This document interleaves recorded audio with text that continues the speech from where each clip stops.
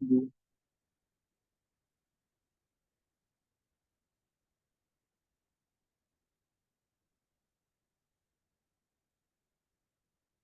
आराधना के लिए हम लोग मत्ती सुसमाचार ఆరాధన కొరకై మత్తయి సువార్త 14 अध्याय 14 चैप्टर 14వ అధ్యాయం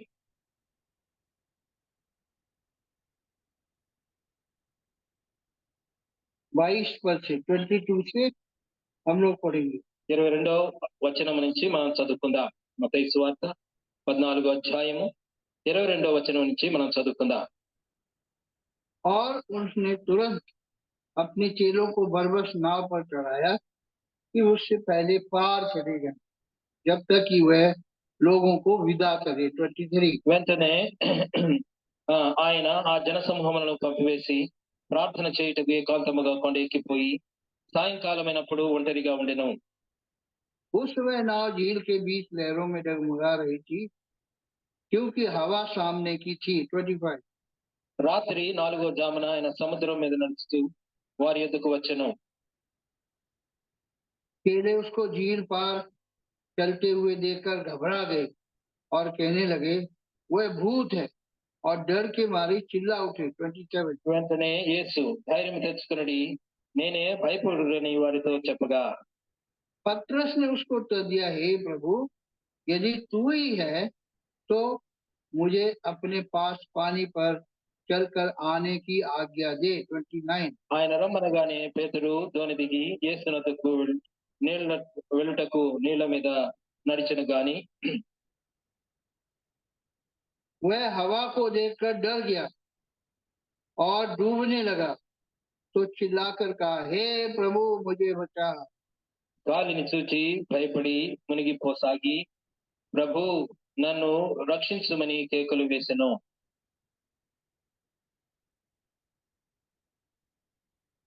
31 यीशु ने तुरंत हाथ बढ़ाकर उसे थाम लिया और उससे कहा, हे अल्प विश्वासी, तूने संदेह क्यों किया। వారే దోణి ఎక్కినప్పుడు గాలి అణిగెను। అంతటా దోణిలో ఉన్నవారు వచ్చి నీవు నిజముగా దేవుని కుమారుని చెప్పి ఆయనకు మ్రొక్కిరి। प्रार्थना करेंगे। ప్రార్థన చేసుకుందాం। प्रेमी दयालु पिता महानीश्वर सर्वशक्तिमान सर्वज्ञानी सर्वव्यापी परमेश्वर तो ये परमेश्वर है, तेरे सिवाय कोई दूसरा नहीं। सारे दुनिया के मालिक, हम तेरे चरणों में नम्र और दीन होते हैं और आपको दंडवत करते हैं। ప్రేమగల పరలోకమందున మా తండ్రి, మహోన్నతుడా, మా గొప్ప దేవ, సర్వ సృష్టికర్త, సర్వాధికారి, సర్వవ్యాపి, మీ పాదాలకు వందనాలు స్తోత్రాలు చెల్లించుకుంటున్నాం। हम प्रभु आपके बच्चे हैं, आपको आराधना करने के लिए आए हैं। ప్రభా మేము మీ బిడ్డలము, మిమ్మల్ని ఆరాధించటకై మీ సన్నిధికి వచ్చి ఉంటున్నాం। हे प्रभु, हमारे हृदय आत्मा को खोलिए और आपको नए रूप से देखने के लिए और नए रूप से आराधना करने के लिए मदद करिए। ప్రభా మా హృదయములను ఆత్మను తెరిచి నూతన విధంగా మిమ్మల్ని దర్శించుటకు మీ ముఖ దర్శనం చేసుకునే ధన్యత మాకు అనుగ్రహించండి। अयोग्य दास पर दया करिए। ప్రభా అయోగ్యుడైన దాసుని నన్ను దయ చూపించండి। लेट आए उसके लिए क्षमा करिए। ప్రభా లేటుగా వచ్చిన దయతో క్షమించండి। और हमारी आराधना बहुत ही प्रभावित बनाइए। ప్రభా ఈ యొక్క మా యొక్క ఆరాధన ఎంతో మరి ఘనముగా ఉండేలాగా కృప చూపించండి। अनुवाद करने में मदद करिए। అయ్యా అనువదించట్లో కూడా బిడ్డకు తోడుగా సహాయాన్ని దయచేయండి। प्रार्थना प्रभु यीशु के नाम से मांगते हैं। యేసయ్య పరిశుద్ధ నామములో ప్రార్థించి అడిగి వేడుకుంటున్నాం తండ్రి, ఆమేన్। 33 सब लोग पढ़ेंगे। 33వ వచనము అందరము కలిసి చదువుకుందాం। 33వ వచనము అందరం కలిసి చదువుకుందాం। इस पर जो नाव में थे उन्होंने उसे दंडवत करके कहा, सचमुच तू परमेश्वर का पुत्र है। नाव में हम प्रभु की आराधना देख रहे हैं। ఇక్కడ ధోనిలో దేవుని ఆరాధించటం మనం చూస్తున్నాం। प्रभु यीशु मसीह की आराधना आप जगह जगह देखेंगे। దేవుని ప్రభువైన యేసుక్రీస్తు వారిని ఆరాధించటము అనేక మార్లు మనం చూస్తాం। यहाँ पर नाव में सब लोग दंडवत करके कह रहे हैं, सचमुच तू परमेश्वर का पुत्र है। ఈ ధోనిలో శిష్యులందరూ కూడా కలిసి నిజముగా నీవు నిజముగా దేవుని కుమారుడు అని చెప్పి ఆయనకు మొక్కిరి. आप लोगों को होमवर्क, మీకు మీకు ఒక ఇంట్లో ఒక పని చెప్తాం. आप मत्ती सुसमाचार पढ़िए మరి మీరు మత్తయి సువార్తను చదవండి. और कहाँ कहाँ प्रभु यीशु मसीह को आराधना किया है उसको नोट करिए। మరి మత్తయి సువార్తలో ఎక్కడెక్కడ మరి ప్రభుని ఆరాధించినారో అవన్నీ కూడా మీరు వ్రాసి పెట్టుకోండి. सबसे पहले मत्ती 2 अध्याय, మొట్టమొదటిగా మత్తయి సువార్త 2వ అధ్యాయంలో और यहाँ पर जो ज्ञानी लोग हैं वो प्रभु यीशु मसीह की आराधना कर रहे हैं। ఇక్కడ జ్ఞానులైన వారు ప్రభుని ఆరాధిస్తూ ఉన్నారు.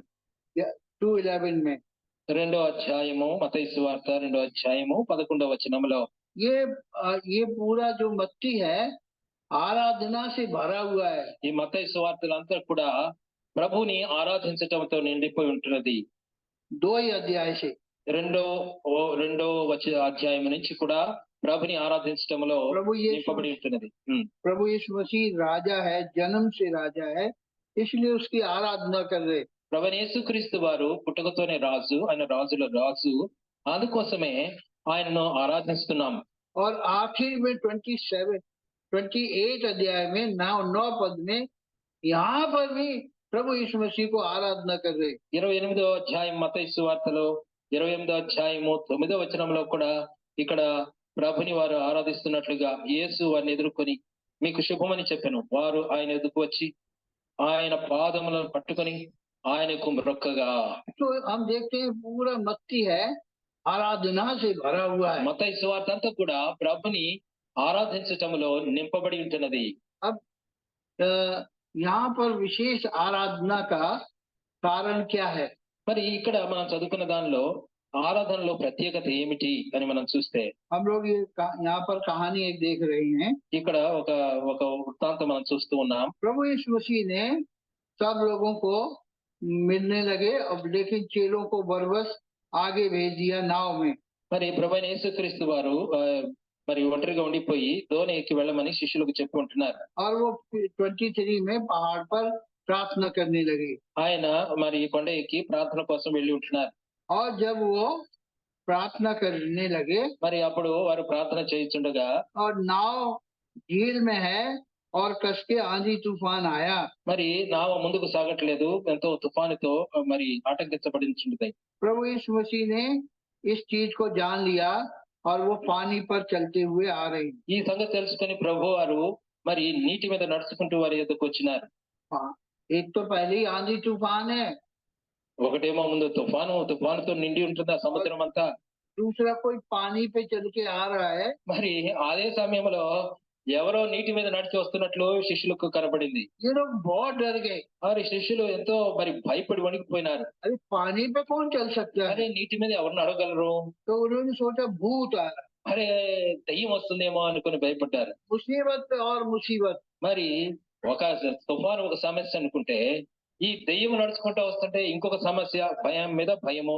एकदम ये लोग डर गए। మరి ఒక్క భీతిలో ఒక క్షణంలో భయపడిపోయినారు అంతే. 26 पद में लिखा वो डर के मारे चिल्ला उठे। మరి ఆ 26వ వచనంలో వారు భయపడి శిష్యులు చూసి తొందరపడి పోతామని చెప్పి భయము చేత కేకలు వేసిరి. वो चिल्ला उठे, మరి కేకలు వేస్తా ఉన్నారు. अरे ये क्या और मुसीबत आ गई। అరే ఇంత గొప్ప భయంకరమైన పరిస్థితి మన మీదకి వచ్చిందని భయపడతా ఉన్నారు. प्रभु यीशु मसीह ने तुरंत उनसे बातें करी। ప్రభు వారితో వెంటనే మాట్లాడుతూ ఉన్నారు. చూడండి, प्रभु ने कहा डरो नहीं, मैं हूँ। ప్రభు అంటున్నాడు వెంటనే యేసు ధైర్యము తెచ్చుకునడి, నేనే, భయపడుకుని అంటున్నాడు. जब पतरस ने देखा प्रभु है, మరి పేతురు ప్రభు వారిని చూచినప్పుడు उसको बड़ा आश्चर्य लगा।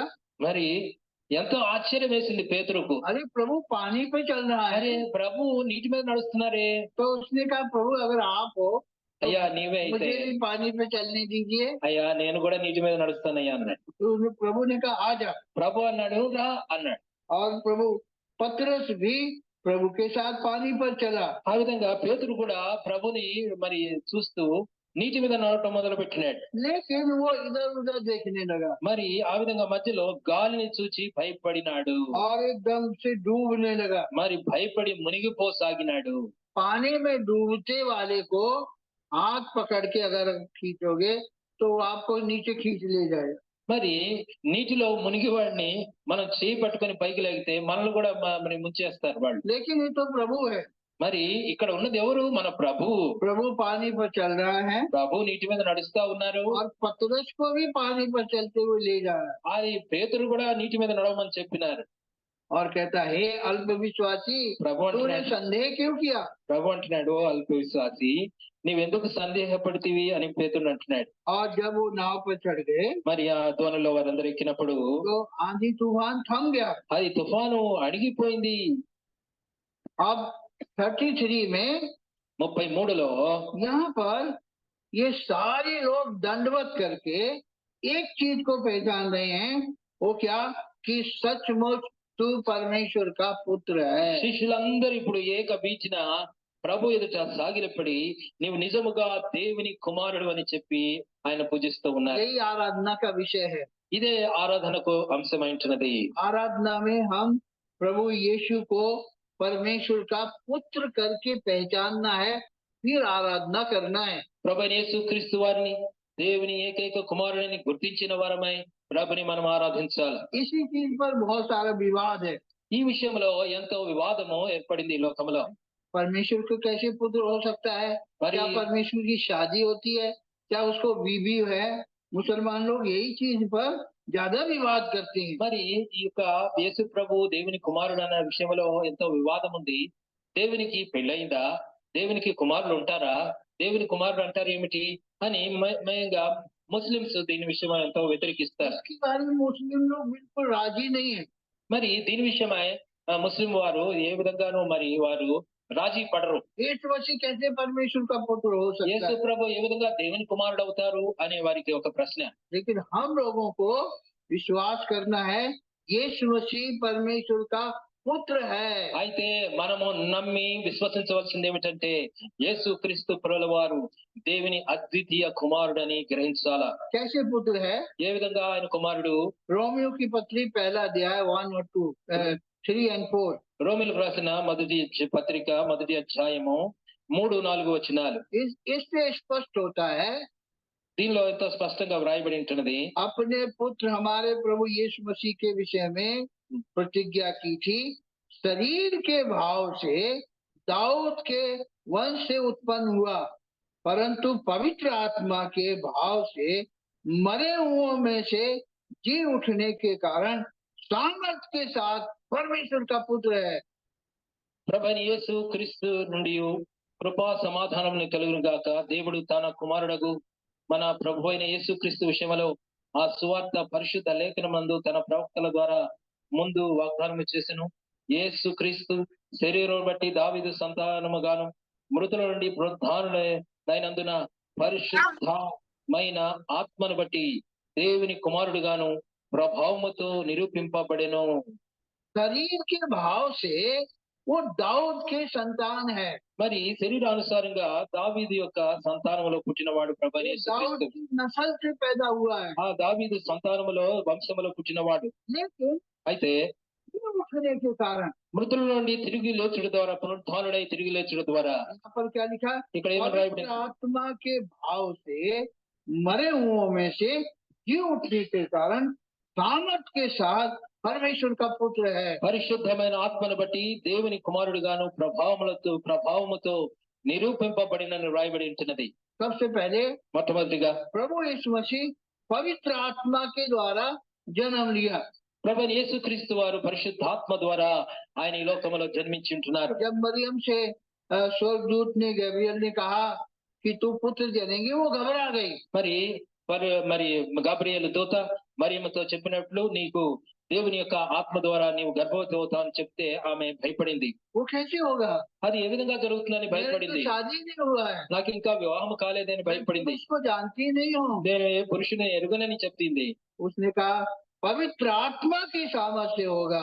గబ్రియేలు దూత చెప్పినాడు పరిశుద్ధాత్మ నిన్ను కమ్ముకును. ईश्वर అప్పుడు की सामर्थ तुझे ढांपेगी। మరి దేవుని యొక్క మరి ఆ ఆత్మ నిన్ను శక్తి నిన్ను కమ్ముకొనును అని రాయబడి ఉంటున్నది. और तब जो उत्पन्न होने वाला है एक पवित्र चीज है, మరి वो परमेश्वर का पुत्र कहलाएगा। పుట్టబడు ఆ శిశువు పరిశుద్ధుడు దేవుని కుమారుడని పిలువబడతారని చెప్పబడి ఉంటుంది. लूका सुसमाचार లూకా సువార్తలో पहला अध्याय మొదటి అధ్యాయము 35।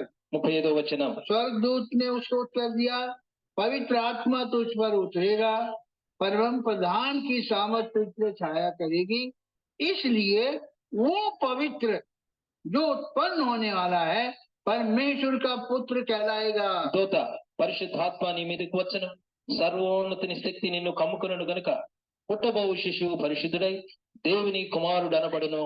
यहाँ पर नोट करो, वो पवित्र उत्पन्न होने वाला है ఓ ఆయన పరిశుద్ధుడుగా జన్మించబోతున్నాడు, పరిశుద్ధమైన శిశువు. और इसीलिए वो परमेश्वर का पुत्र है। అందుకోసమే ఆయన దేవుని కుమారుడు అనబడతాడు. आज हमारा विश्वास आराधना में है, यीशु मसीह परमेश्वर का पुत्र है। మన ఆరాధనలో ముఖ్యాంశం ఏమిటంటే యేసుక్రీస్తు ప్రభువారు సర్వోన్నతుడైన దేవుని కుమారుడు. इस चीज को हम लोग पहचानना है ఈ సంగతి మనము ఎంతో ఖచ్చితంగా గ్రహించి గమనించవలసిన और వారమైంటున్నాం. इसी चीज को మరి यहाँ पर चेलों ने नाव में पहचाना है। అదే విషయాన్ని శిష్యులైన వారు ఈ నావలో గ్రహించినారు. क्या पहचाना? ఏమి గ్రహించినారు? वो परमेश्वर का पुत्र है। ఈయన నిజముగా దేవుని కుమారుడని గుర్తించినారు. ये बहुत इंपॉर्टेंट है। ఇది ఎంతో ప్రాముఖ్యమైన విషయం. परमेश्वर का पुत्र करके सबसे पहले किसने प्रकट किया? దేవుని కుమారుడని మొట్టమొదటిగా ఎవరు ప్రకటన చేసినారు? हम बाइबल में पढ़ते हैं, బైబిల్ గ్రంథంలో చదువుతాం. यूहन्ना रचित सुसमाचार पहला अध्याय, जॉन्स गॉस्पेल యోహాను సువార్త चैप्टर 1। మొదటి అధ్యాయం. यहाँ पर सबसे पहले ఇక్కడ यूहन्ना बपतिस्मा वाले ने प्रकट किया। ఇక్కడ మొట్టమొదటిగా ప్రకటన చేయబడి ఉంటున్నది. हाँ, बोला ये परमेश्वर का मेमना है 29 में, जो सारे जगत के पाप को उठा ले जाता है। మరణాన్ని యోహాను యేసును తన యొద్దకు రాగా చూచి ఇదిగో లోక పాపమును మోసుకొని పోవు దేవుని గొర్రె పిల్ల అని చెప్తా ఉన్నాడు. यूहन्ना को ये प्रगटीकरण हुआ था कि जिसके ऊपर पवित्र आत्मा उतरेगा वही परमेश्वर का पुत्र है। ఎవరి మీద అయితే పరిశుద్ధాత్మ దేవుడు దిగుతాడో ఆయనే దేవుని కుమారుడని యోహాను ఆ విధంగా గ్రహింపు కలిగి ఉంటున్నాడు. कबूतर की समान మరి ఆ పావురం లాగా దిగి వస్తున్నప్పుడు ఆ విధంగా యోహాను చెప్పి ఉంటున్నాడు. वही परमेश्वर का पुत्र है। ఆయనే దేవుని యొక్క కుమారుడని యోహాను గ్రహించినాడు. 32-33 33, 34 వచనాలు. यूहन्ना ने ये गवाही दी, मैंने पवित्र आत्मा को कबूतर की नाई आकाश से उतरते और वह उस पर ठहर गया। నేను ఆయనను ఎరుగునైతిని గాని నీళ్లలో బాప్తిసం ఇచ్చుటకు నన్ను పంపినవాడు నీ వెవని మీద ఆత్మ బాప్తిసము ఇచ్చువాడని నాతో చెప్పెను. పరిశుద్ధాత్మలో బాప్తిసం ఇచ్చువాడని నాతో చెప్పెను. ఈ 32 మరి యోహాను సాక్ష్యం ఇచ్చు ఆత్మ పావురం వలె ఆకాశం నుండి దిగువచ్చుట సూచితిని, ఆ ఆత్మ ఆయన మీద నిలిచెను.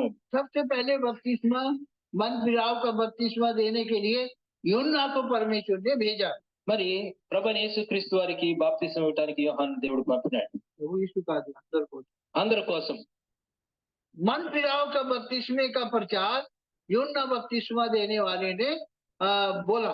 మారు మనసు పొందుడని బాప్తిసం ఇచ్చి యోహాను మంత్రిగా చెప్పి ఉంటున్నాడు. यूहन्ना किसी शहर में नहीं गया, యోహాను ఏదో పట్టణానికి వెళ్ళలేదు, जंगल में गया ఆయన అరణ్యంలోనికి వెళ్ళినాడు. और जंगल में चिल्लाने लगा, అరణ్యంలో కేకలు వేస్తూ ఉన్నాడు. मन फिराओ, परमेश्वर का राज निकट आया है। పరలోక రాజ్యము సమీపించినది, మారు మనసు పొందుడని కేకలు వేస్తూ ఉన్నాడు. तो गांव से शहरों से लोग जंगल में उसके पास जाने लगे। మరి పట్టణం నుంచి మరి గ్రామాల్లో నుంచి అనేకులు మరి ఆయన ఎదుకు వెళ్తూ ఉన్నారు. इतना भीड़ की भीड़ आ रहा है। ఎంత గొప్ప జనసమూహం వస్తుందో.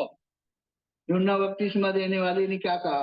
యోహాను బాప్తిసం ఇచ్చి యోహాను ఏమని అన్నాడంటే, क्या कहा? ఏమన్నాడు? हे सांप के बच्चों, तुम्हें किसने जता दिया है कि आने वाले क्रोध से भागो? దర్ప సంతానమా, మరి మారు మనసు పొందుడని మీకు ఎవరు చెప్పినారని యోహాను భక్తుడు అన్నాడు. अब लोगों को लौट जाना चाहिए। అందరూ తిరిగి వెళ్లాల్సిందే ఆ మాటలకి. अरे ऐसे बोल रहा है ये तो, అరే ఈయన ఇంత కఠినంగా మాట్లాడుతున్నాడని. लेकिन सब लोगों ने महसूस किया, जो मन फिराते हैं वो बपतिस्मा लेते हैं। మరి ఆ విధంగా బాప్తిసం మారు మనసు పొంది బాప్తిసము అనేకులు పొందుతూ వచ్చినారు. वो लोगों ने पहचाना ఆ విధంగా వారు గ్రహించినారు. हम सच में सांप की संतान हैं, మరి వారు నిజంగా సర్ప సంతానమే అని గ్రహించినారు. अपने आप को जान लिया। మరి ఆ విధంగా వారు గ్రహించినారు వారి యొక్క స్థితిగతి. सांप के दो जीवें होती, పాముకి 2 గుణగణాలు ఉంటాయి. सर्पम సర్పానికి, పాముకి. वो आदमी के भी दो जवान है మరి ఆ విధంగా మనిషికి కూడా 2 గుణాలు ఉంటాయి. और రెండు నాలుకలు 2 నాలుకలు ఉంటాయి. हाल पलट जाता है ఆ విధంగా మరి Yes. మారిపోతా ఉంటారు. వెంటనే మాట ఆ, చెప్పేస్తారు వెంటనే మాట మార్చేస్తూ ఉంటారు. वो दो जवान का आदमी कहलाता है 2 నాలుకల మనిషి అని అంటారు. तो तुमने ये बोला अभी ये बदल दिया అరే ఇప్పుడే ఆ మాట చెప్పినావు, మళ్ళీ ఈ మాట చెప్తున్నావు అంటారు. तुम्हारे के दो जवान है నీకు 2 నాలుకలు ఉన్నాయా అంటారు. सांप के समान।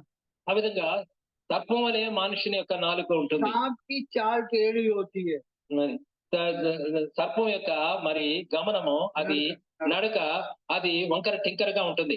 ऐसे ऐसे चलता है। అది వంకర టింకరగా నడుస్తుంది. वो लोग भी महसूस किया మరి వాళ్ళు కూడా గ్రహించినారు, हम सांप के ही संतान हैं, నిజంగా మేము సర్ప సంతానమే. हमारी चाल भी टेढ़ी है। మరి మా యొక్క నడక కూడా మరి ఆ విధంగా ఎగుడుదిడుగానే ఉంది. उन्होंने पहचान लिया ఆ విధంగా వారు గ్రహించినారు. मेरे मुंह में जहर है, మరి నా నోటిలో మరి విషం ఉంది. सांप के मुंह में विष होता है, మరి సర్పం యొక్క నోటిలో కూడా విషం ఉంటుంది. आदमी के मुंह में भी विष होता है। మరి మనిషి యొక్క నోటిలో కూడా విషమై ఉంటుంది. जवान इतनी खराब है कि आग जैसी लगा देती है। మరి అది ఎంత భయంకరమైనదంటే అగ్ని వలె కాల్చివేస్తుంది ఆ నాలుక. सांप बदला लेता है, అది మరి పగ తీర్చుకుంటుంది. ऐसे आदमी भी बदला लेता మరి है। ఆ విధంగా మనుషుడు కూడా పగబట్టి పగ తీర్చుకునేవాడుగా उन्होंने ఉంటాడు. सच में मन फिराया ఆ విధంగా వారు మారు మనసు और పొంది, बपतिस्मा लेने के लिए आए। ఆ విధంగా మారు మనసు పొంది బాప్తిసం తీసుకోవడానికి వచ్చినారు. इसलिए बपतिस्मा जरूरी है। అందుకోసమే బాప్తిసం ఎంతో ప్రాముఖ్యం. और 33 में लिखा है मैं तो नहीं पहचानता था, परंतु जिसने मुझे बपतिस्मा देने के लिए भेजा है उसी ने कहा जिस पर तू आत्मा उतरते और ठहरते देखे वही पवित्र आत्मा से बपतिस्मा देने वाला है। నేను ఆయన ఎరుగనైతిని గాని నీళ్ళలో బాప్తిసం ఇచ్చుటకు నన్ను పంపినవాడు, నేనెవరి మీద ఆత్మ దిగివచ్చు నిలుచుట చూస్తావో ఆయనే పరిశుద్ధాత్మలో బాప్తిసం ఇచ్చేవాడని నాతో చెప్పెను. तो यहाँ पर हम देखते हैं ये परमेश्वर के द्वारा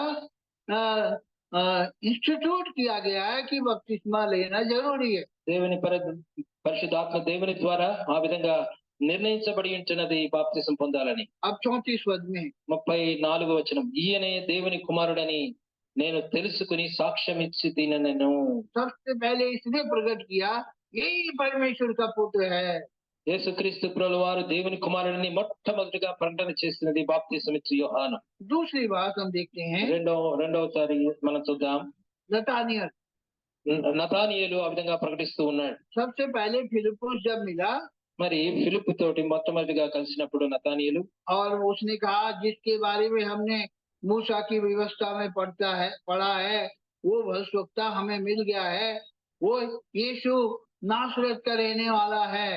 మోషే గ్రంథములో వ్రాయబడినట్లుగా నజరేతు నుంచి మరి మస్సయ్య వస్తాడన్న సంగతి మనం గ్రహించినాము కదా.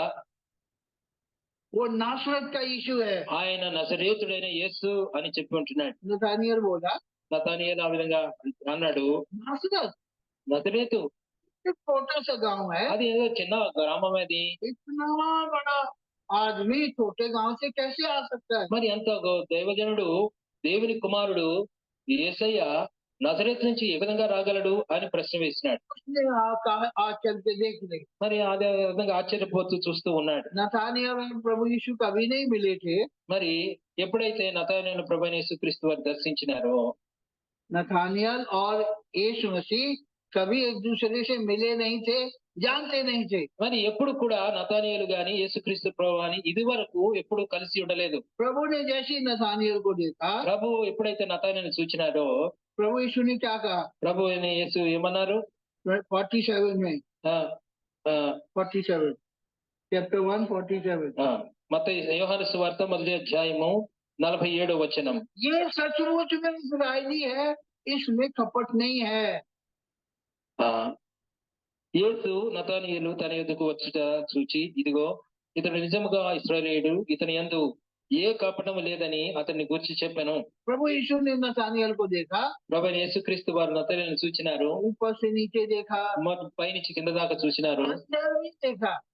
నతానీయులు హృదయం లోపల కూడా దేవుడు చూచినాడు. क्या कहा? ఏమన్నాడు ప్రభు? ये सचमुच इस्राएली है, ఇతడు నిజముగా ఇశ్రాయేలీయుడే, इसमें कपट नहीं है। ఇతని యందు ఏ కపటము లేదని చెప్పినాడు. तो क्या ये क्या बात है? మరి నతానీయులతో మరి ఆయన మరి కలవరపడినాడు, ఇది ఈ విషయము అని. ये तो मुझे कहाँ से जानता है? నన్ను ఎప్పుడు ఈయన ఎరిగినాడు అని ఆశ్చర్యపడుతా ఉన్నాడు. 48 में 48లో प्रभु ने कहा, इससे पहले तुझे फिलिप्पुस मिला, मैंने अंजीर के पेड़ के नीचे तुझे देखा। నన్ను నీవు ఎలాగూ ఎరుగుదు అని నతానీయులు ఆయనతో అనగా, యేసు ఫిలిప్పు నిన్ను పిలువక మునిపే నీవు ఆ అంజూరపు చెట్టు క్రింద ఉన్నప్పుడే నిన్ను సూచి తిని అని అతనితో చెప్పిన. यीशु मसीह सर्वव्यापी है, యేసుక్రీస్తు వారు సర్వాంతర్యామి అంటున్నాడు, सबको जानता है। అందరిని ఎరిగిన వాడుగా ఉంటున్నాడు. कौन कहाँ बैठा है, ఎవరెక్కడ కూర్చున్నారు, कौन से पेड़ के नीचे बैठा है। ఏ చెట్టు కింద కూర్చున్నారో కూడా దేవునికి हम తెలుసు. दूर से किसी को बैठे देख सकते हैं, ఆ దూరంగా ఉన్న వారిని మనం దూరంగా కూర్చున్న వారిని మనం చూడగలం. पेड़ के नीचे बैठा ये नहीं सकते। మరి ఏ చెట్టు కింద కూర్చున్నారో మనం చెప్పలేం కదా. प्रभु ने तो नाम, पेड़ का भी नाम बता दिया। ప్రభు ఆ యొక్క చెట్టు పేరు కూడా చెప్పినాడు. ये नतानियल को बड़ा आश्चर्य हुआ, ఇది అంతా విని నతానీయులకు ఎంతో ఆశ్చర్యం కలిగింది. ये तो मेरे अंदर का दिल भी जानता है। మరి నా హృదయ స్థితి కూడా ఈయనకి తెలిసే అని ఆశ్చర్యపడతా क्या ఉన్నాడు. गवाही दिया? ఏమని సాక్ష్యం ఇస్తా ఉన్నాడు. ट्रू इजराइल, మరి దేవుడు నతానీయుల గురించి ఇతడు నిజముగా ఇశ్రాయేలీయుడే అని సాక్ష్యం ఇస్తూ ఉన్నాడు. इसमें कपट नहीं है, नो गाइल। ఇతని యందు ఏ కపటము లేదు అని వ్రాయబడి ఉంటుంది. Psalm 73:1 73వ కీర్తన पहला पद, जो असली इस्राएली है उसके अंदर में कपट नहीं होता है। నిజమైన ఇశ్రాయేలులో ఏ విధమైన కపటం ఉండదండి. सचमुच इस्राएल के लिए अर्थात शुद्ध मन वालों के लिए परमेश्वर भला है।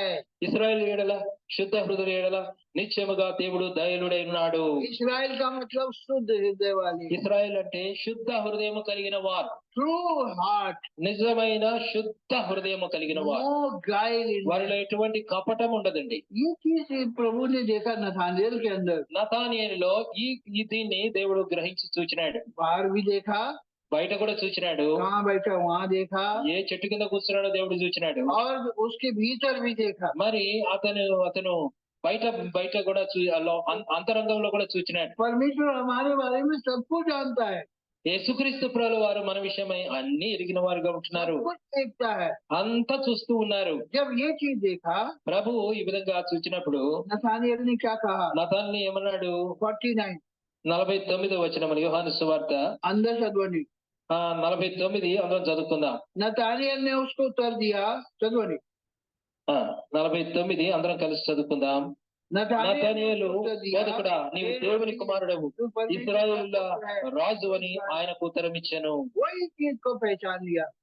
నతానీయేలు ఆ విధంగా మరి దేవుని కుమారుడని యేసుక్రీస్తు వారి విషయమై గ్రహింపులో వచ్చిన पुत्र है, నీవు నిజముగా దేవుని కుమారుడు అని చెప్తూ ఉన్నాడు. यीशु मसीह परमेश्वर का पुत्र है, యేసుక్రీస్తు ప్రభువు వారు దేవుని యొక్క అద్వితీయ కుమారుడు. इसीलिए हम लोग उसकी आराधना करने आए। అందుకోసమే ఆయన ఆరాధించకు మనం వచ్చి ఉంటున్నాం. ना खाली चेलों ने नाव पर पहचाना, మరి ఏ విధంగా అయితే శిష్యులు ఆ యొక్క ధోనిలో ఉన్నప్పుడు యేసుక్రీస్తు ప్రభువు వారు దేవుని కుమారుడని ఏ విధంగా గ్రహించినారో, ना खाली యోహన్నా बपतिस्मा देने वाले ने गवाही दी, మరి యోహాను భక్తుడు బాప్తిస్మనిచ్చు యోహాను మరి యేసుక్రీస్తు ప్రభువు వారు దేవుని కుమారుడని గుర్తించడం మాత్రమే కాదు, लेकिन यहाँ नथानिएल ने भी गवाही दी। ఇక్కడ నతానీయేలు కూడా సాక్ష్యం ఇస్తున్నాడు. क्या ఈయన गवाही दी? ఏమని? నీవు దేవుని కుమారుడు అని సాక్ష్యం ఇస్తూ ఉన్నాడు. ఇశ్రాయేలు రాసు అని చెప్తా ఉన్నాడు. तू परमेश्वर का पुत्र है। నీవు దేవుని కుమారుడువు. आज हम परमेश्वर उसकी आराधना करने आए, మరి ఆ దేవుని కుమారుడైన యేసుక్రీస్తు ప్రభువు వారిని ఆరాధించడానికి మనం వచ్చి ఉంటున్నాము. वो वास्तव में परमेश्वर का पुत्र है। ఆయన నిజముగా దేవుని కుమారుడు. यूहन्ना सुसमाचार 11 अध्याय యోహాను సువార్త 11। 11వ అధ్యాయం.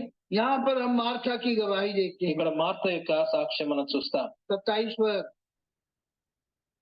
27. 27వ వచనం. उसने कहा, हाँ प्रभु, हाँ हे प्रभु, मैं विश्वास कर चुकी हूँ कि परमेश्वर का पुत्र मसीह जो जगत में आने वाला था तू ही है। ఆమె అవును ప్రభువా, నీవు లోకమునకు రావలసిన దేవుని కుమారుడైన క్రీస్తువని నమ్ముచున్నానని ఆయనతో చెప్పెను.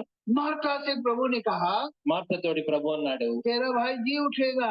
నీ యొక్క మరి తమ్ముడు మరి బ్రతికి లేస్తాడని చెప్పినాడు. हाँ प्रभु, जब पुनरुत्थान होगा तब जी उठेगा।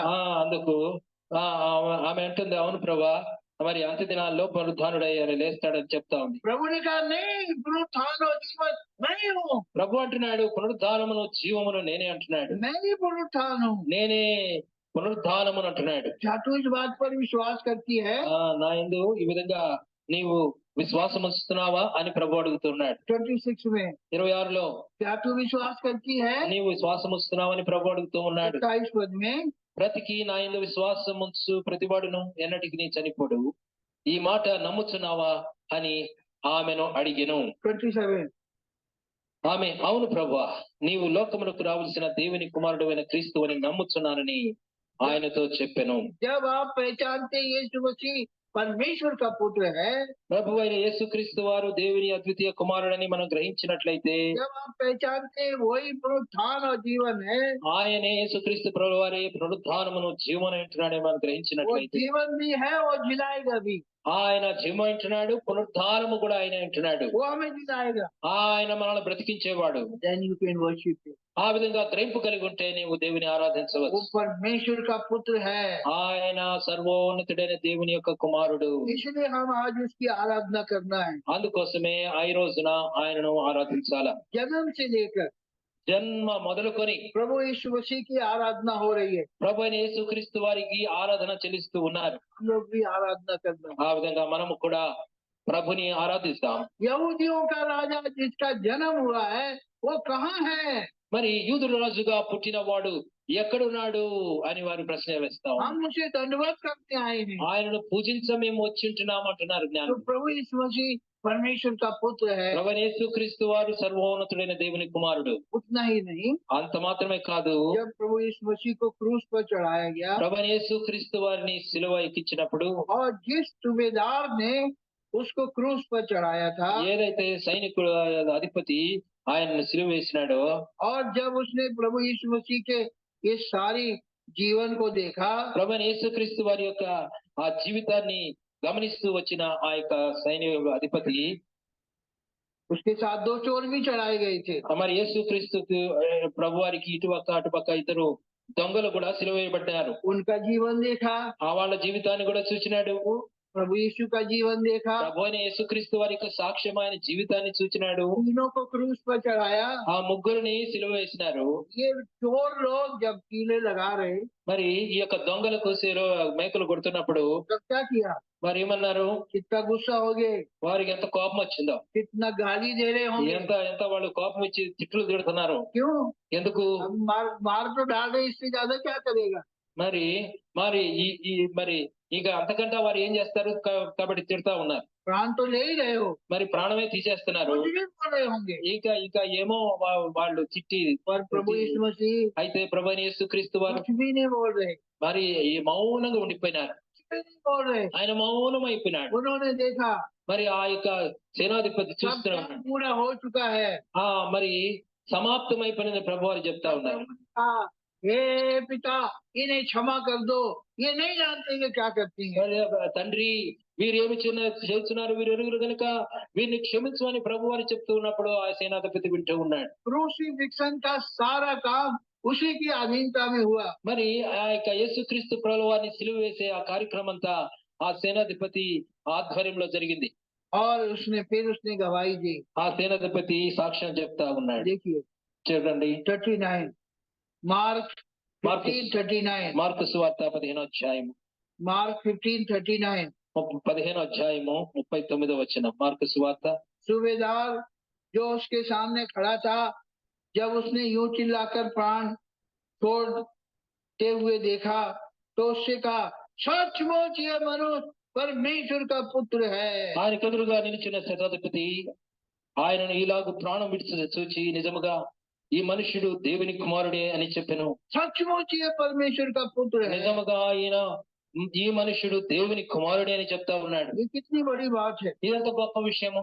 ये सचमुच परमेश्वर का पुत्र है నిజముగా ఆయన దేవుని కుమారుడు అని చెప్తా ఉన్నాడు. और उसने अपना प्राण दे दिया। అరే ప్రాణాన్ని బలిగా అర్పించినాడే. तो इसने शुरू से आके पूरा क्रूसिफिक्शन किया और देखा। ఈ శతాధిపతి ప్రభువైన యేసుక్రీస్తు వారిని సిలువ వేసి అది ఆ బాధ్యత తీసుకున్నాడు.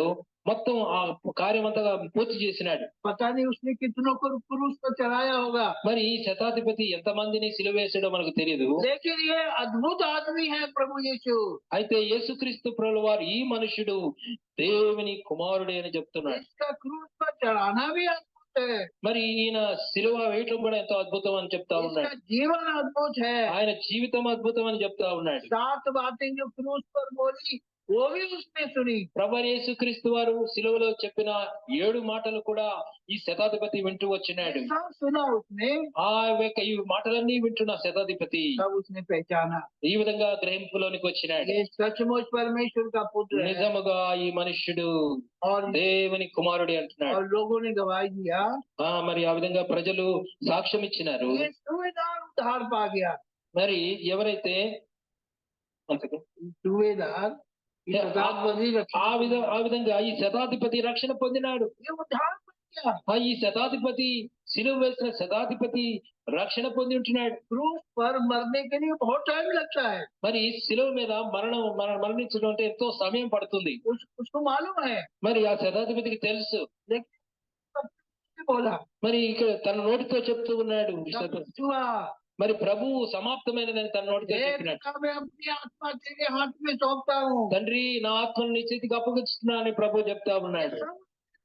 అవన్నీ శతాధిపతి విన్నాడు. मैं नहीं रिकॉग्नाइज, అప్పుడు ఈ శతాధిపతి గ్రహింపులోనికి ये వచ్చిన तो परमेश्वर का पुत्र है। ఈ మనుషుడు దేవుని కుమారుడే. और हम देखते हैं अरमतिया का यूसुफ जब प्रभु यीशु की लौट मांगने गया, అరమతయ యోసేపు ప్రభు అయిన యేసుక్రీస్తు వారిని దేహాన్ని కోరుకోవడానికి వచ్చినప్పుడు 43 में, 43లో और तब पिलातुस को आश्चर्य हुआ।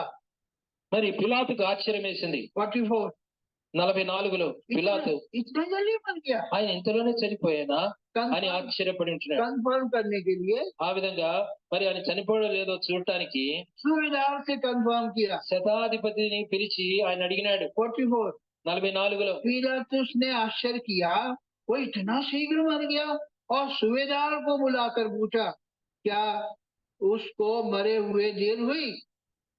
పిలాతు ఇంతలోనే చనిపోయినా అని ఆశ్చర్యపడి ఈ యొక్క శతాధిపతిని తన యొద్దకు పిలిచి ఆయన ఇంతలోనే చనిపోయినా అని అతను అడిగాను. जब वो कंफर्म हो गया, శతాధిపతి వలన సంగతి తెలుసుకొని हाँ वो मर गया। మరి ఆ యేసు ప్రభు చనిపోయినారని పిలాతు గ్రహించినాడు. फिर उसकी डेड बॉडी को యోసేపునకు ఆ శవను అప్పగించినాడు. ये सूबेदार ने पहचान लिया। ఈ శతాధిపతి గ్రహించినాడు. क्या आपने पहचाना है? మరి నీవు గ్రహించినావా? यीशु मसीह परमेश्वर का पुत्र है। యేసుక్రీస్తు ప్రభుల వారు సర్వోన్నతుడైన దేవుని కుమారుని నువ్వు क्या గ్రహించగలిగినావా? यीशु मसीह को आपने स्वीकारा है? ప్రభువైన యేసుక్రీస్తును నువ్వు సొంత రక్షణగా అంగీకరించినావా? क्या वो आपके जीवन में परमेश्वर का पुत्र है? మరి నీ జీవితంలో యేసుక్రీస్తు ప్రభుల వారు దేవుని అద్వితీయ కుమారుడని గ్రహింపు आप కలిగి भी ఉంటున్నావా? प्रभु की आराधना कर सकते हैं। అయితే గ్రహింపు కలిగినట్లయితే నీవు ప్రభుని ఆరాధించవచ్చు. सारे लोगों ने पहचाना ఎంతో మంది యేసుక్రీస్తు ప్రభుల వారు దేవుని కుమారుడిని గ్రహించినారు. यीशु मसीह वास्तव में परमेश्वर का पुत्र है। నిజంగానే యేసుక్రీస్తు ప్రభుల వారు సర్వోన్నతుడైన దేవుని కుమారుడు. परमेश्वर के सारे गुण उसमें हैं। ప్రభు అయిన యేసుక్రీస్తు వారిలో దేవుని యొక్క గుణగణాలన్నీ ప్రభు అయిన యేసుక్రీస్తులో మనం చూడగలము. वो सर्वज्ञानी है, ఆయన సర్వజ్ఞాని అంటున్నాడు. सर्वव्यापी है, ఆయన సర్వవ్యాపి కూడా అంటున్నాడు. सर्वशक्तिवान है। ఆయన సర్వశక్తిమంతుడై ఉంటున్నాడు. उसको किसी ने मारा नहीं है, ఆయన్ని ఎవరు కొట్టలేరు, చంపలేరు. वो खुद अपना प्राण दिया है। ఆయన తన సొంత ఇష్ట ప్రకారంగా తన ప్రాణం పెట్టినాడు. उसको प्राण देने का अधिकार है, ఆయన ప్రాణం పెట్టడానికి అధికారం ఉంది ఆయనకి. उसको प्राण वापस लेने का भी अधिकार है, తన ప్రాణమును మరలా తీసుకునే అధికారం ఆయనకున్నది. क्योंकि वो परमेश्वर का पुत्र है। ఎందుకోసం అంటే ఆయన దేవుని యొక్క కుమారుడు. इतनी सारी गवाहियां देखी, ఇన్ని గొప్ప సాక్ష్యాలు మనం చూసినాం. इतना ही नहीं, ఇంతే మాత్రమే కాదు, अरे दुष्ट आत्मा भी बोलती है ये परमेश्वर का पुत्र। మరి అపవిత్రాత్మలు కూడా ప్రభువైన యేసు గురించి సాక్ష్యం ఇస్తున్నాయి దేవుని కుమారుడని. मार्क चैप्टर 5 మార్కు సువార్త 5వ అధ్యాయం और उसका 6 पद, 6వ వచనం. मरकुस 5 अध्याय का 6 पद। 5వ అధ్యాయము 6వ వచనం. यहाँ पर जब चिल्लाता हुआ दुष्ट आत्मा उसे भरा मनुष्य आया, ఉమ్. चिल्लाता हुआ दुष्ट వారు आत्मा దూరం से నుండి भरा हुआ, యేసుని చూచి పరిగెత్తుకుని వచ్చి ఆయనకు నమస్కారం చేసి, యేసు సర్వోన్నతుడైన దేవుని కుమారుడా, నాతో నీకేమి అంటున్నాయి. हाँ देखो, इसने भी पहचाना ఈ దెయ్యాలు కూడా ఆయన చూచి వణుకుతూ ఉన్నాయి. and he also worshipped him। అవి కూడా దేవునికి సాగిలపడతా ఉన్నాయి. शैतान भी आराधना किया, మరి సైతానుడు కూడా దేవునికి సాగిలపడతా तो ఉన్నాడు. वास्तव में परमेश्वर का पुत्र है। నీవు సర్వోన్నతుడైన దేవుని కుమారుడా యేసు అని చెప్తా ఉన్నాయి. तो हम भी आराधना में जाएंगे। మనం కూడా ప్రభుని ఆరాధిద్దాం. यहाँ पर हम देखते हैं ఇక్కడ మనం చూస్తాం प्रभु यीशु मसीह को नाव में परमेश्वर का पुत्र करके ग्रहण किया। ఇక్కడ శిష్యులు ఆ నావలో యేసుక్రీస్తు ప్రభువు వారు దేవుని కుమారుడిని గ్రహింపులోనికి వచ్చినారు. और उसकी आराधना करते ఆ हैं। విధంగా ప్రభుని ఆరాధించినారు. यही इम्पोर्टेंट है। ఇదెంతో ప్రాముఖ్యమైన విషయం. इसीलिए प्रभु यीशु मसीह ने అందుకోసమే ప్రభుని యేసుక్రీస్తు వారు उनसे सवाल किया, వారికి ఒక ప్రశ్న వేసినాడు. लोग मेरे बारे में क्या कहते हैं? మనుషులు నా గురించి ఏమనుకుంటున్నారు? 32-16 अध्याय में మత్తయి సువార్త 16వ అధ్యాయంలో कोई कहता है यूहन्ना बपतिस्मा देने वाला जी उठा, బాప్తిస్మిచ్చు యోహాను బ్రతికి లేచినాడని कोई అనుకుంటున్నారు. कहता है तू एलिया है, నువ్వు ఏలియా అని చెప్పుకుంటున్నారు. कोई कहता है नबी है, నువ్వు మరి प्रवक्ता, నువ్వు ఒక ప్రవక్త అని చెప్తా ఉన్నారు. कोई तो कहता है तू जर्मिया है। ఇర్మియా అని కొందరు చెప్తా ఉన్నారు. पर फेरो ने पूछा, అయితే శిష్యులను అడిగినాడు, ये तो सारी दुनिया कह रही है, ఇది లోకమంతటా మనుషులు ఆ విధంగా అనుకుంటున్నారు. लेकिन आप क्या कह रहे हैं? మీరు ఏమని గ్రహింపులోనికి వచ్చినారని. आज यहाँ पर आप बैठे हो, ఇప్పుడు కూర్చున్న మీరు ఏమని గ్రహింపులో ఉన్నారు? What is your perception about Lord Jesus Christ? ప్రభువైన యేసుక్రీస్తు వారి విషయమై ఎటువంటి గ్రహింపు మీరు కలిగి ఉంటున్నారని దేవుడు यीशु ప్రశ్నిస్తున్నాడు. मसीह कौन है? యేసుక్రీస్తు ప్రభువు వారు ఎవరు అని గ్రహింపులో ఉన్నారు మీరు? जब पतरस से पूछा, పేతురును అడిగినప్పుడు 16 पद 16 16 అధ్యాయము मैथ्यू 16:16 16:16లో పేతురు అంటున్నాడు, सामोन पतरस ने उत्तर दिया, तू जीवते परमेश्वर का पुत्र मसीह है। అందుకు సీమోను పేతురు, నీవు సజీవుడకు దేవుని కుమారుడు అయిన క్రీస్తు అని చెప్పాను. तू जीवते परमेश्वर का पुत्र मसीह। సజీవుడైన దేవుని కుమారుడు అయిన క్రీస్తు అంటున్నాడు. Perception is very important. ఇటువంటి గ్రహింపు ఎంతో ప్రాముఖ్యమైన విషయం మన జీవితాల్లో. तभी हम वास्तव में आराधना कर सकते हैं। ఆ విధంగానే మనము మరి నిజంగా ప్రభుని ఆరాధించగలము. परमेश्वर का पुत्र प्रभु यीशु है। ప్రభు అయిన దేవుని యొక్క కుమారుడు ప్రభు అయిన యేసుక్రీస్తు వారు. प्रभु यीशु ने क्या कहा? ప్రభు అయిన యేసుక్రీస్తు వారు ఏమన్నారు? देखो अपनी बुद्धि से नहीं समझ सकते, మరి మీ సొంత జ్ఞానంతో దీన్ని ये గ్రహింపలేరు. परमेश्वर का पुत्र यीशु है। ప్రభు అయిన యేసుక్రీస్తు వారే దేవుని కుమారుడని మీరు గ్రహింపలేరు. बहुत सारे मुसलमान लोग नहीं समझ पा रहे, మరి ఆ ముస్లింలందరూ వాడు గ్రహించలేకపోతా ఉన్నారు. उनको समझ नहीं आ रहा है। వారికి గ్రహింపులోనికి రావట్లే. देखिए అయితే यहाँ पर लिखा है ఇక్కడ రాయబడి ఉంటున్నది वर्ष 17 में, 17వ వచనంలో, ये मांस और लहू से नहीं पर मेरे पिता ने जो स्वर्ग में है ये बात तुझ पर प्रकट की है। 17వ వచనంలో, అందుకు యేసు సీమోను బర్యోనా, నీవు ధన్యుడు, పరలోకమందున్న తండ్రి ఈ సంగతి నీకు బయలుపరిస్తేనే గాని నరులు నీకు బయలుపరచలేరు. ये बात परमेश्वर ने प्रकट की है। ఇక్కడ ప్రభువైన యేసుక్రీస్తు వారు చెప్తా ఉన్నారు. आप आराधना कर सकते हैं। మనము ప్రభుని ఆరాధించవచ్చు. कब कर सकते हैं? ఎప్పుడు ఆరాధించగలము? जब परमेश्वर आपके मन में प्रकट करता है यीशु मसीह परमेश्वर का पुत्र है। పరలోకమందున్న తండ్రి మనకు ఆ గ్రహింపు అనుగ్రహించినప్పుడే మనము యేసుక్రీస్తు ప్రభువు వారిని దేవుని కుమారుడని గ్రహింపులోనికి రాగలం. तभी आराधना कर सकते। ఆ విధంగా గ్రహింపులో ఉండి ప్రభుని ఆరాధించవచ్చు. एक मुस्लिम कन्वर्ट ఒక ముస్లిం కన్వర్ట్ అయినాడు, प्रभु यीशु मसीह को जाना, ప్రభుని యేసుక్రీస్తునందు విశ్వాసం ఉంచినాడు. मैंने उससे पूछा, మరి సహోదరుడు ఆయన అడిగినాడు, तुम लोग तो यीशु मसीह पर विश्वास नहीं करते हो, మీరు ये ప్రభునందు परमेश्वर का విశ్వాసం पुत्र है। మరి ప్రభుని యేసుక్రీస్తు వారు దేవుని కుమారుడని మీరు అంగీకరించరు, आपने कैसे प्रभु को ग्रहण किया? నీవు ఏ విధంగా గ్రహించినావు అని అడిగినాడు. तब उसने मुझे रोमन्स 1 चैप्टर 1 3 and 4 दिखाया। మరి రోమిలకు రాసిన పత్రిక 1వ అధ్యాయం 3-4 వచనాలు हमने अभी पढ़ा था। దాని ద్వారా మనం చదువుకున్నాము. దాని ద్వారా నేను గ్రహించినానని చెప్పినాడు. उसने कहा जिस्मानी रूप से, शारीरिक रूप से तो प्रभु यीशु मसीह दाऊद की नस्ल से है, శరీరానుసారంగా చూస్తే దావీదు సంతతి వాడు యేసుక్రీస్తు ప్రభువారు. लेकिन मरे हुए में से जी उठने के कारण, ఆయన మరణమును గెలిచి తిరిగి లేచడం ద్వారా, पवित्र आत्मा की सामर्थ के कारण దేవుని పరిశుద్ధాత్మ ద్వారా తిరిగి లేచడం ద్వారా वो परमेश्वर का पुत्र है। దేవుని యొక్క కుమారుడని నేను గ్రహించినానని చెప్పి ये मैंने विश्वास किया। దీన్ని నేను గ్రహించినానని చెప్పినాడు. तो हम लोग भी आराधना कर सकते हैं। ఈ విధంగా మనము ప్రభుని ఆరాధిద్దాం. यीशु मसीह परमेश्वर का पुत्र है, యేసుక్రీస్తు వారు సర్వోన్నతుడైన దేవుని కుమారుడు. वो हमारे जीवन में प्रकट हुआ है। ఆ విధంగా మన జీవితంలో ఆ విధంగా ప్రకటించబడి ఉంటుంది. जब हमने उसको पहचाना, ఆ విధంగా మనం ఆయన గ్రహించి तब ఉంటున్నాము. हम उसकी आराधना कर सकते ఆ విధమైన గ్రహింపు కలిగి ప్రభుని మనం ఆరాధిద్దాం. हैं। तो परमेश्वर हमारी सहायता करे। ప్రభు మనకు సహాయం చేయనుగా. అందరూ లేచి నిలబడి ఒక చిన్న పల్లవి పాడుకుందాం.